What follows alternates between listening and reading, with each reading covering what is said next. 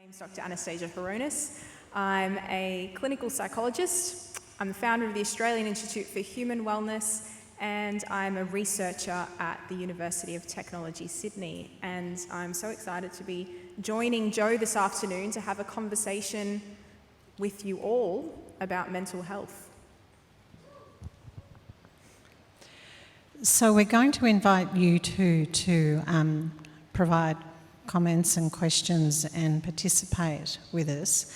But let's first of all, between us, join up some of these dots between talking about what we do individually to try and bring about change in the world, and scaling that up to the macro level. I'm sure Anastasia would be the first one who wants more generosity around mental health policies and programs because of the current crisis of accessing services. But I think it's also about how we manage for ourselves, and I will defer to Anastasia to comment more on this, but the process of trying to bring about change does take its personal toll, and that's one of the important things in the Australian story on Grace Tame, if people saw that this week, that the year has taken a toll on her, and I think the same happened to Rosie Batty, that whole exposure of yourself is something we need to manage as part of trying to bring about good things in the world. I know one of the things I did during COVID was participate in a book writing exercise, and we co-authored a book with 7 other women telling our stories and about what drove us to do what we did. So in that I shared some of my own background of why I got into social work and my own childhood experiences that led me to be very passionate about vulnerable children. But it was incredibly terrifying.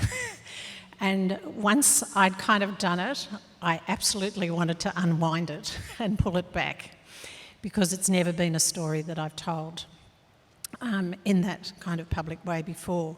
So I really think about, women like Grace and Rosie Batty who've absolutely put themselves out on the line there. So how, Anastasia, in thinking about what we know about the difference between mental health and well-being and mental illness in your area of expertise, what are some of the really important things people need to do in managing their own vulnerability as change makers in this audience? It's such a good question and such a good point, and you used the exact word that was coming to mind, which is vulnerability. And we know that the greatest change can come through being vulnerable and sharing stories. It's the human experience that we can connect with on a personal level.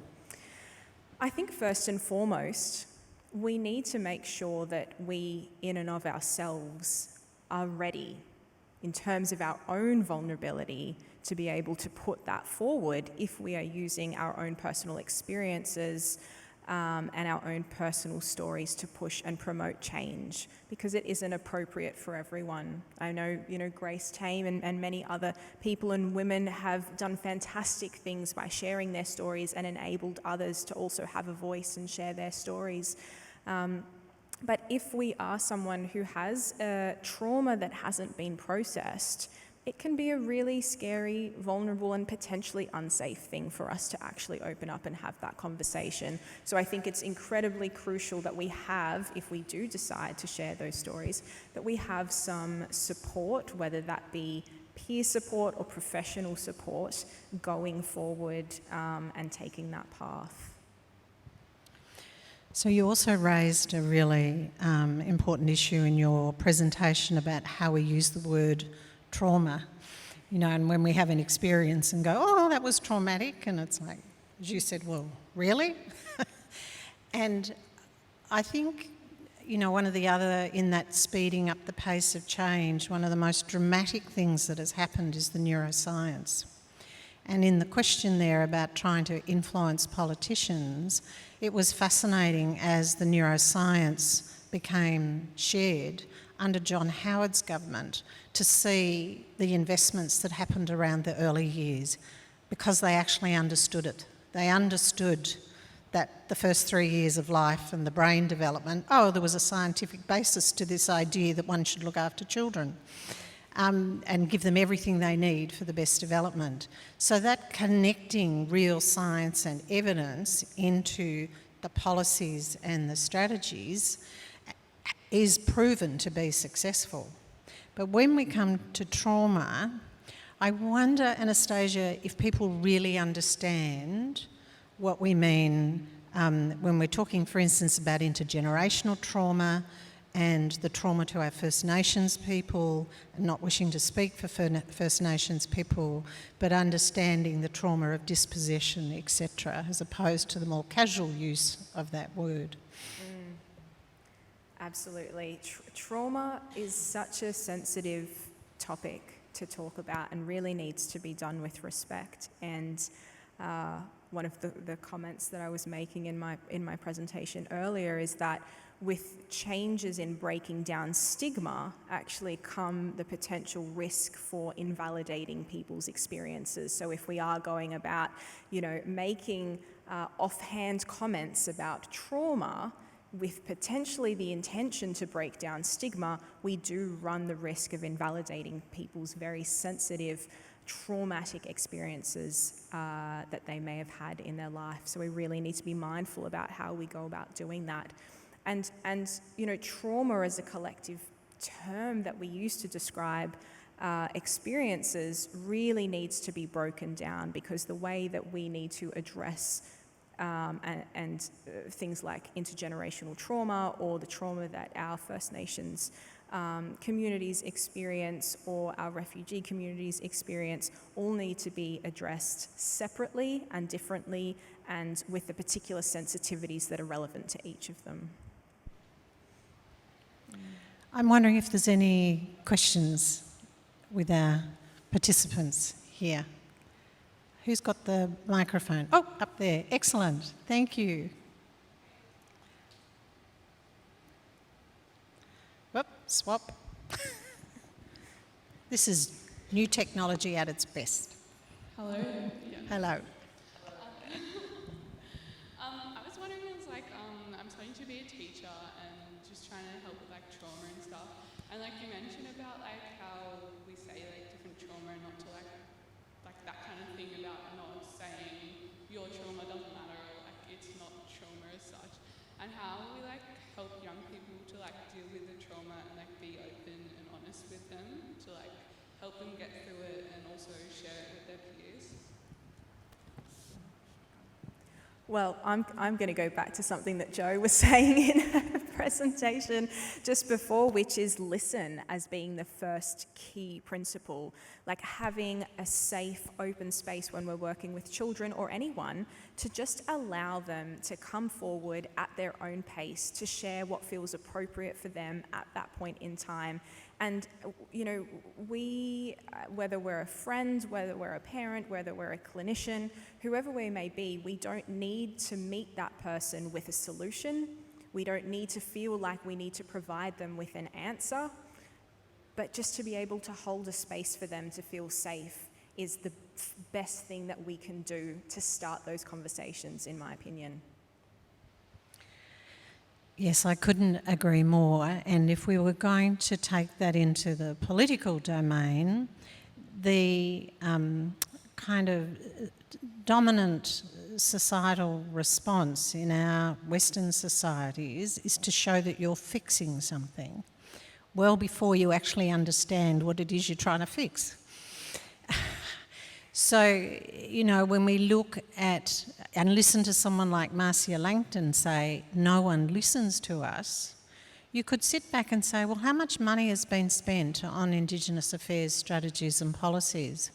Well, guess what? They didn't listen in the first place to what people really needed. And that's why we're now hearing with these fabulous, articulate advocates from our First Nations people different ways of doing things that prioritise their culture as healing, that their culture is essential to healing, And it's different from what's a traditional Western model, which is a great opportunity for us to learn. And some of the best examples we've got of helping people change their lives and improving their lives are things like the Justice Reinvestment projects, and I'm terrible, I've forgotten the new Aboriginal name for it. Mara something it is, I'm sorry, I can't remember. No? Oh, someone knows who can tell us? But it's brilliant, and it shows the use of community, Indigenous relationships, culture, land, to heal trauma. But we're not going to get anywhere with those change processes unless we first listen to the people who understand the problem from the inside out, and then be guided by what they want to do, how they suggest that we handle it.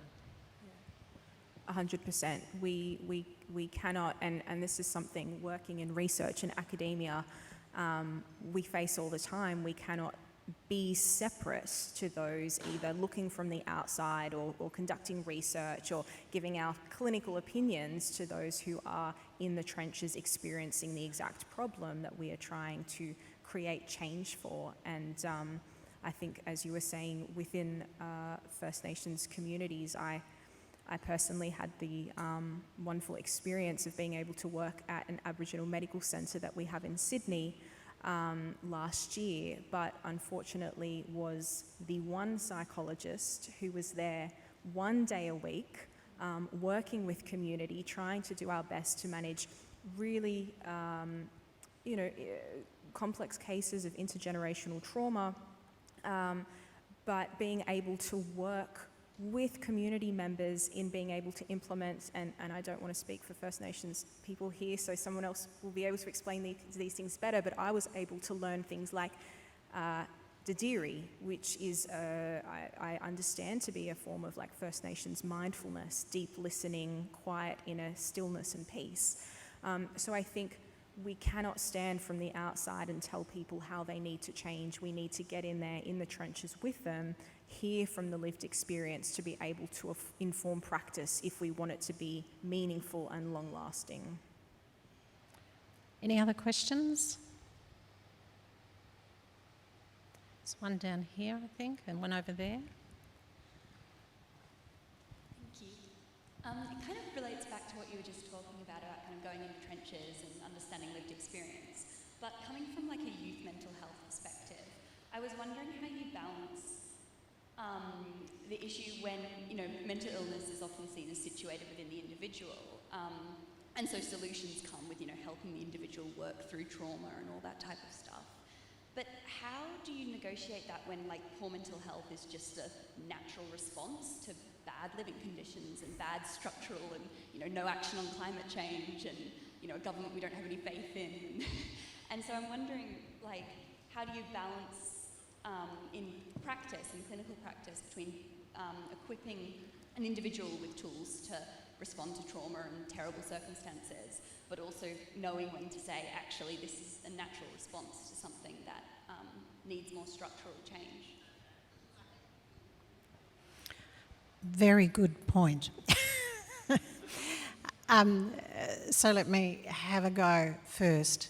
That's why I've deliberately tried to focus on strengths in terms of talking about things today, and that change does happen, because if we're problem saturated in our language, even though we need to acknowledge the reality of people's experiences, that it's not surprising that it makes them feel unwell, we need to give people hope, because there are many examples of things changing. And I think we know, and Anastasia can speak more to this, I speak as having run mental health services rather than actually being the practitioner, but we know that people's sense of the future and some hope for the future is actually a healing thing for people, to know that there are things that they can achieve, things that they can do for tomorrow. And I think this is where our communication is also really important. And it's good that we've seen the rise of more independent media, that, want to tell the real story and also want to tell more diverse stories rather than just bad news. And we have to encourage our children and our grandchildren to be able to shut off that media and know that they're not the right stories to be listening to, because they are the ones that can then dominate their thinking processes. And we talk about people ruminating over, the bad news. And we must share the good news. Change does happen, and we can all participate and help to make that happen. Yeah, absolutely. I mean, I think COVID and the lockdowns have been a perfect example of this, mental health suffering in the face of very real difficulties. Of course, people aren't going to be feeling well or feeling their best or be struggling with their mental health because we're all locked down. We're not able to live a life in line with our values. We're not able to access the usual things that would keep us feeling well and happy and satisfied with our life. And that makes sense. So I think it's really important for us to validate and acknowledge that, we have feelings for a reason. Not all feelings are bad. We sometimes run the risk of over-pathologizing an anxiety response or a sad response. But feelings are a way of our body communicating with us, and they can be very appropriate. So given the lockdown situation, this concept of languishing sort of surfaced a bit more and became more well known. Well, yes, people are going to be feeling more anxious and more sad and a whole range of emotion because it fits the facts of the situation. And to speak to hope, as Joe was saying, I'm from Sydney, so we've had a few more weeks out of lockdown than the Victorians here. But once we had the date for when lockdown would be lifted, or some sort of point ahead of time to look towards, we noticed that I don't have the research and stats to back this up, but from my clinical practice, people started to feel a bit better. We could see that light at the end of the tunnel that we were working towards, and we could kind of say, oh, it's only 3 more weeks or so. And that felt better than being in the midst of the lockdown, not knowing when on earth it was going to end. So I think hope is key. And we should also remember there are some positive stories out of lockdown. A lot of people decided that they ought to focus on their family relationships now that they were missing people.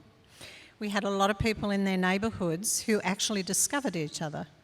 And we had people of their own volition setting up neighbourhood libraries, delivering food packages. The kindness that was elevated was sensational. Some people, me included, quite enjoyed parts of it because I didn't have to travel anywhere, and I have thoroughly enjoyed missing going into airports and, having to move for meetings, for board meetings, and just being able to go to my office and dial up on the computer. I heard a musician the other day who said they were incredibly prolific during lockdown. They've written new pieces.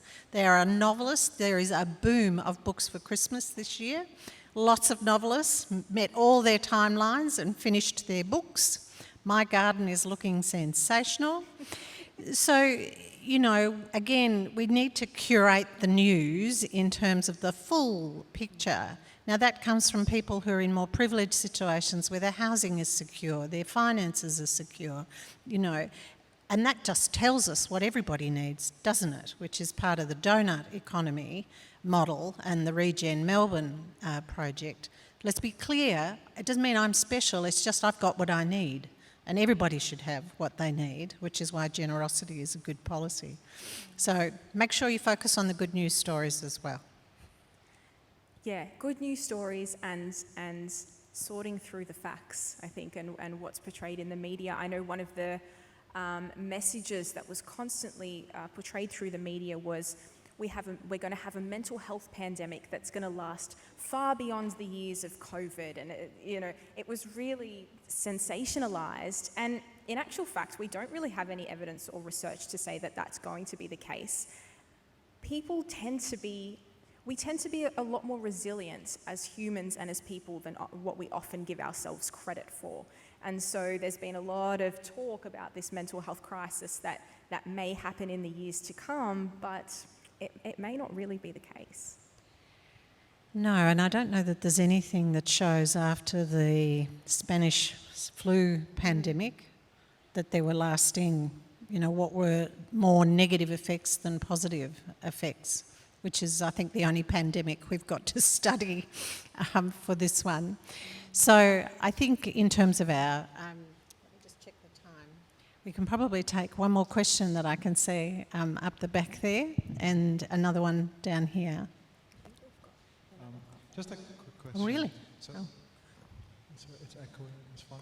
Go ahead. Sure. So in Dr. Anastasia's earlier presentation, there was a bit of a discussion on how the social media can sometimes underestimate perhaps the trauma. Some people might be at the slightest triggers or issues in their lives, they might consider it as a trauma. My question was different. I wanted to ask about, with the COVID and hybrid modes, a lot of online, a lot of less in-person modes of work, and even with the, how do I describe it, like revolutionizing everything into IT, right? What I'm trying to say is that will the human connection remain, particularly in psychology, in the clinicians, and also in social work, will the human connection remain with that online mode? And will it be as effective? Thank you.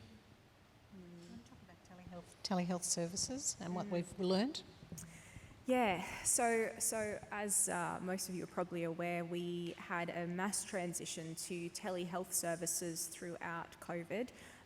So for myself, that meant psychological services were delivered predominantly via video, Zoom, and for people who didn't have access to Zoom, we would do over-the-phone consultations. On a personal level, it's always nice to sit in a room with someone, and I wonder whether there's something that we can't quite capture through research and data that talks about the feeling you get when you sit in a room with someone and have a difficult conversation but feel supported and validated. But I will say that the research shows that people actually respond quite well to services that are delivered online. I think we as psychologists like to think that we're indispensable, but the research actually says otherwise, that people can benefit to the same effect when they're receiving therapist-assisted kind of online programs and interventions, or even through telehealth. So hopefully telehealth is something that is here to stay as an option.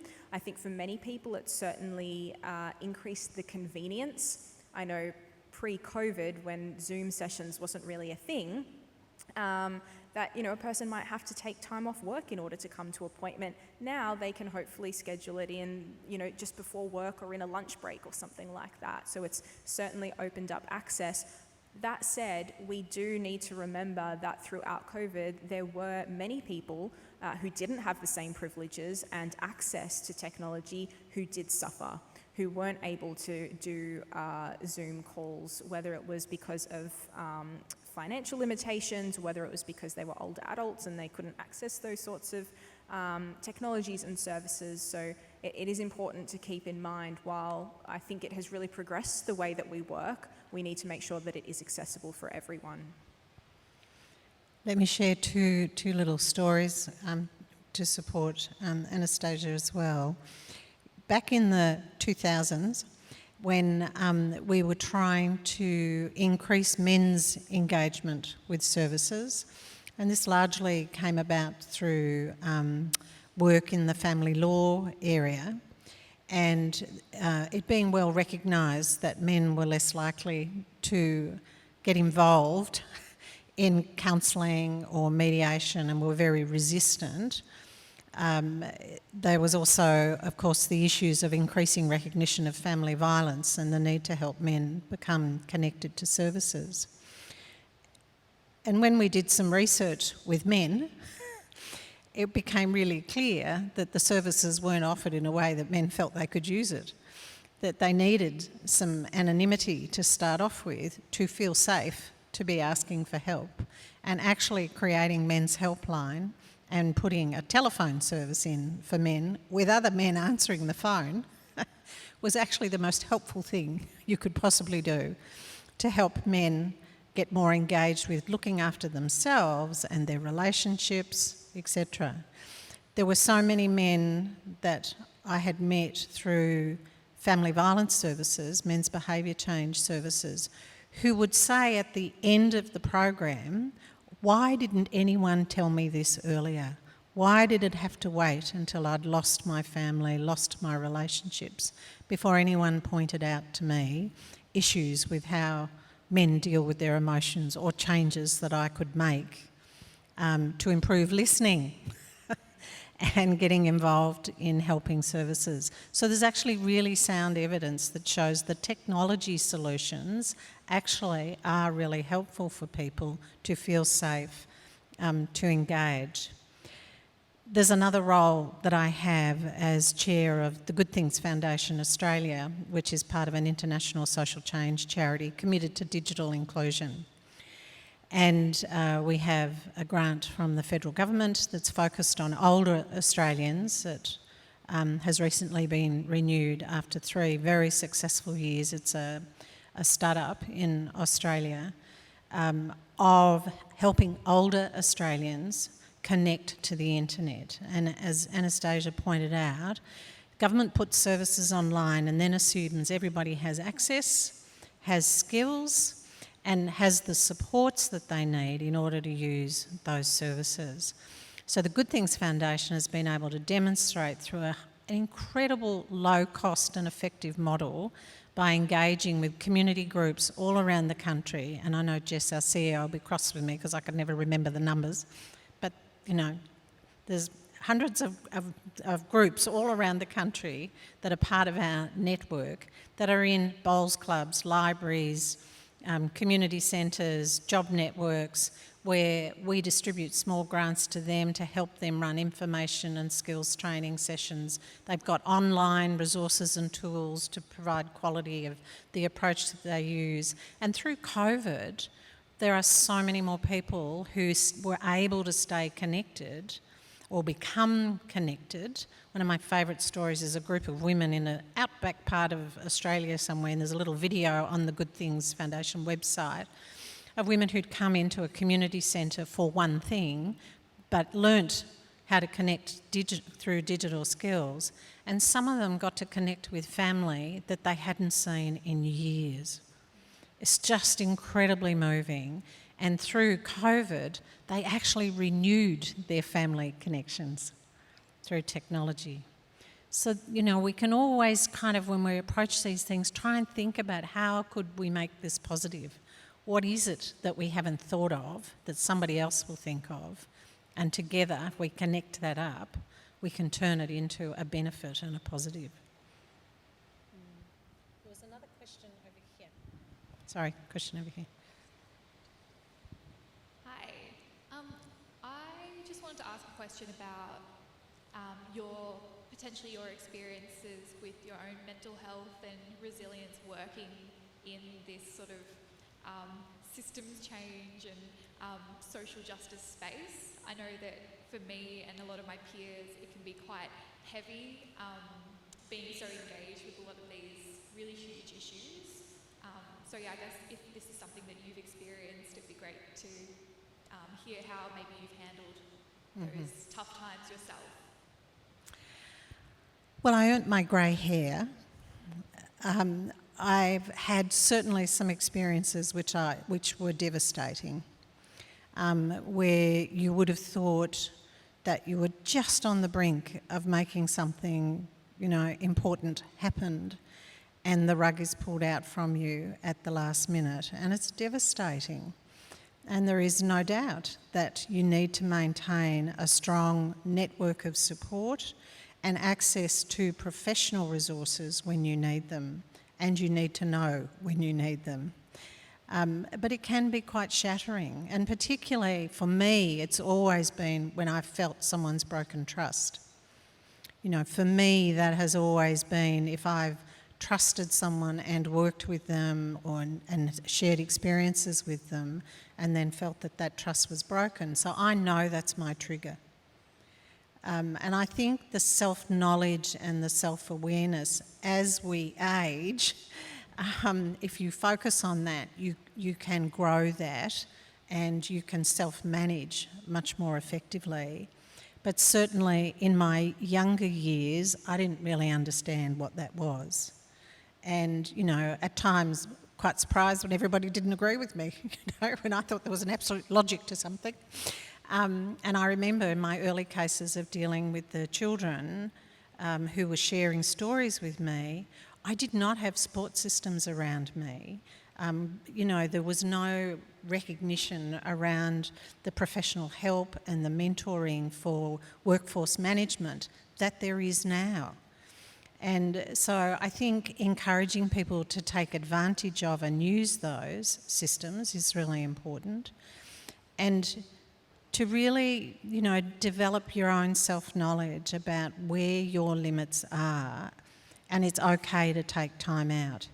You know, one of the worries that's a negative of working from home is people losing their home, you know, and forgetting to kind of, there's no longer get in the car, drive home, turn off. It's like walk out this door and you're now in the kitchen, you know.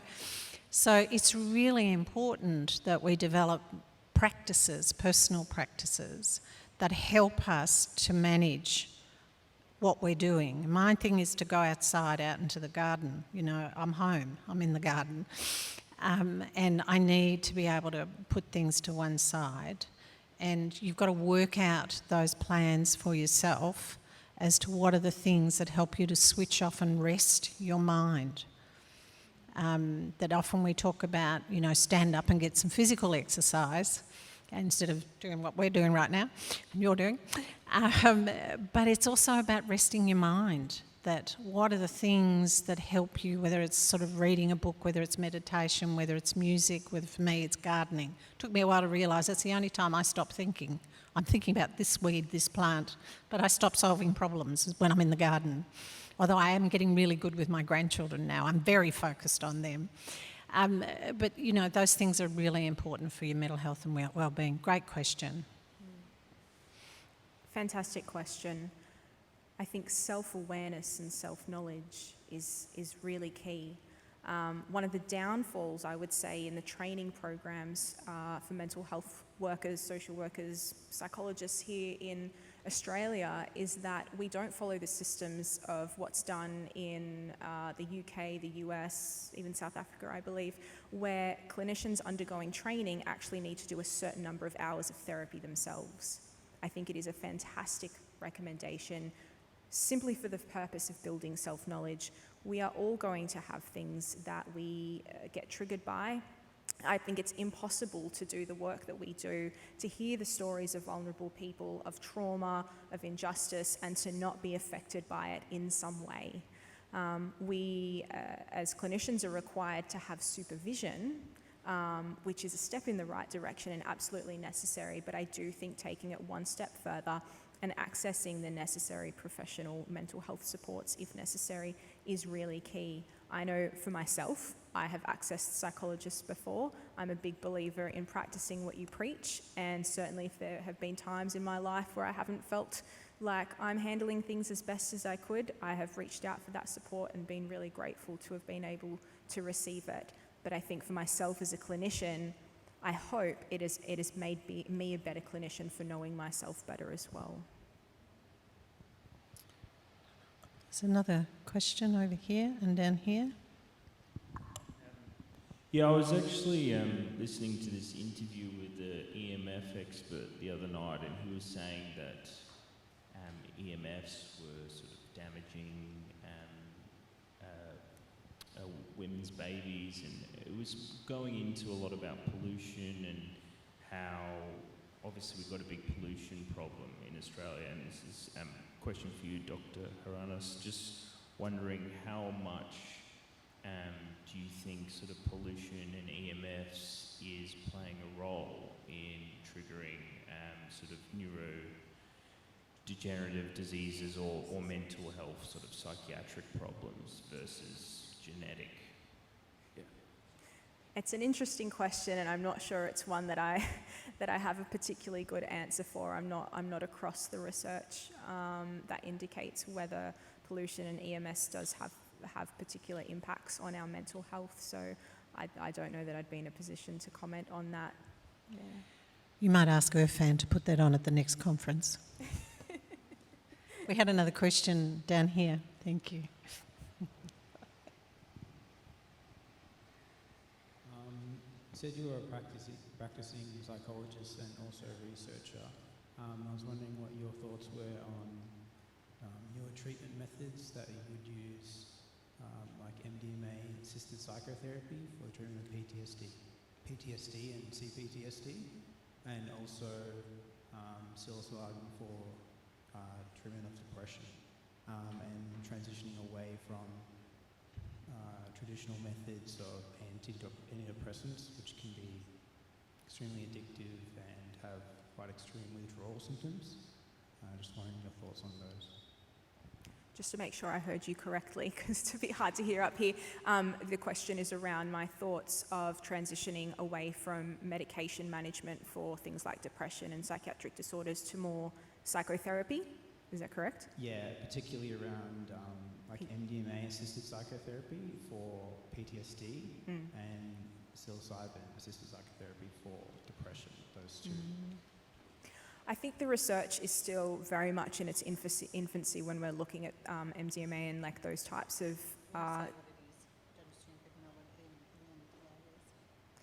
MDMA treatments for PTSD and I think first responders as well, as in drug treatments. More like treatment for trauma. For trauma. Yeah, it could be sexual abuse or for war or anything like that. Particularly what I've seen is with the MAPS organisation. Do you know that? Like MAPS organisation in America particularly. Yeah. It certainly has more traction in the States than it has here. But I think, I don't have a personal opinion on it. I think we very much have to wait and see what the research and the evidence suggests, and if it is something that is found to be effective for trauma, PTSD, and particularly I think the trials have been done PTSD for first responders, then we go based on what the research and the evidence tells us. Evidence-based practice, I think, is what we stand by as clinicians. Thanks. Is there another question? We've got time for a couple more.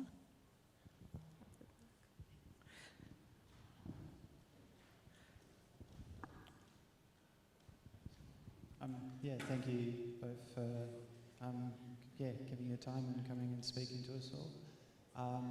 I'm just curious as to maybe what you'd advise people that are kind of doing frontline work and feeling, I suppose, that real challenge between being burnt out and needing to take time off, but knowing and seeing firsthand the consequences should you stop, and the consequences directly for the people around you. I'm sure it's not just something at all exclusive to, say, people that do blockading, for example. In my case, it would be across many, many different situations. But yeah, I'm just wondering, how in the heck do you manage to balance that? How do you manage to even out those scales? Because if I stop, I'm just like, my mental health deteriorates because I know I could be going, and if I keep going, my mental health deteriorates because I'm dealing with very difficult situations. So, what are you meant to do, or not even what are you meant to do, but just anything in that direction would be great. I feel like we should do one of those financial advisory announcements saying that, we're not providing advice. Disclaimer. The disclaimer. Look, it's a bit what we were talking about earlier, in that we're all human and we all need to recharge our batteries. And you have to give yourself permission in the first place to stop and call on the services and supports that are around to do that. That they talk about on the plane, the ad, and you put your own oxygen mask on first before you look after the person next to you. It's that. About self-care is part of the problem or the solution you're trying to generate for you to bring your best self to the work that you're trying to do, you need to look after yourself as well, and then show up present and ready and able to do what it is you're trying to do. And I think we're all the same. We're all the same. Absolutely. I know if I go down, if I suffer, my clients suffer too, because it means I'm showing up to sessions not present, not engaged, not thinking my best. The client doesn't benefit as well from therapy as they could. And then what ends up happening is there's the risk that they self-blame, they internalize that lack of process as being specific to them, as actually, it's specific to me because I'm not doing the best work that I can be. And problems perpetuate. I think we really need to focus on the prevention of burnout to actually not let it get there, because once it gets there, like with so many things, it's so much harder to come in with solutions.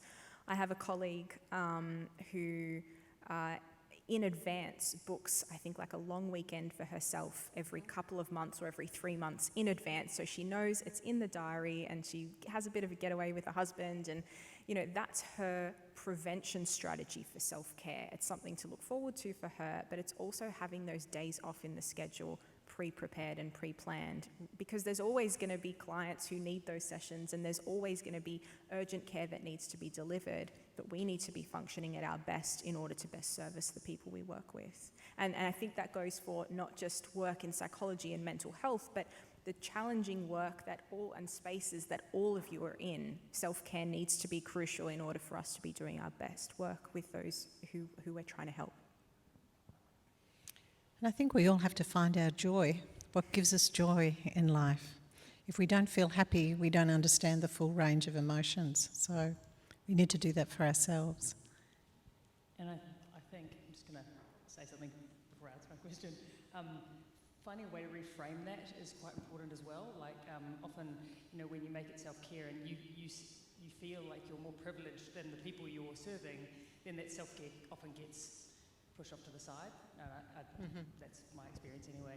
And my question is, do you, and this probably is a question to the room because you guys might know, but these people in the room might also know, we talk about practitioners being able to, or requiring supervision, various other things.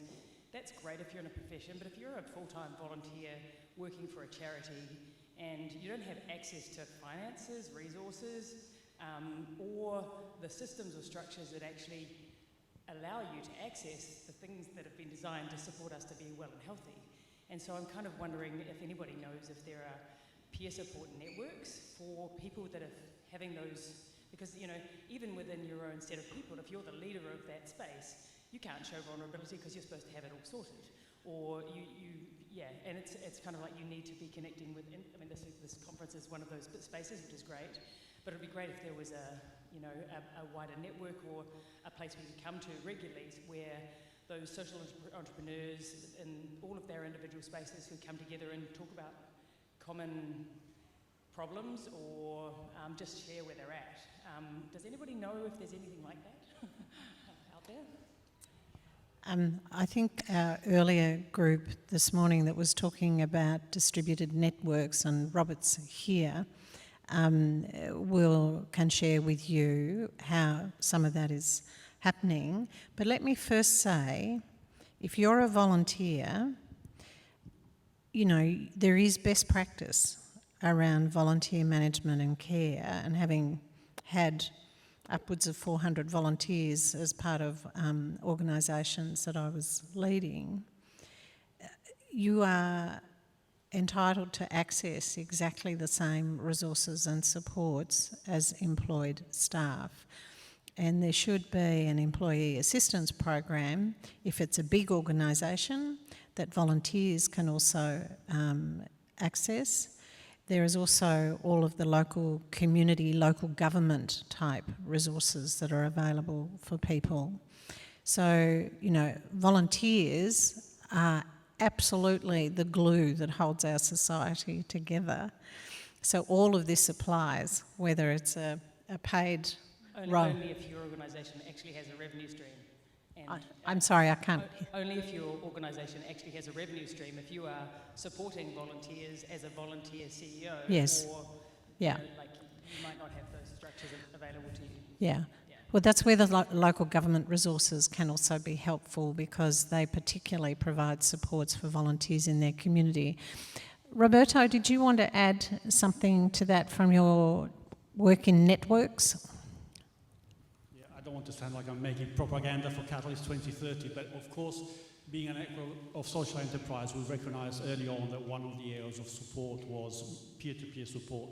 So within Catalyst, we have a working group on well-being, and that working group has secured the services of an international organisation called Tendril that provides support work. So we've got those services free of charge for the members, but also we have conversation circles between social entrepreneurs. So let's say the three of us get together and two of us are there to listen to whatever your issue is. So that's one of the things that's happening. And it's very vivid within the group that need is there.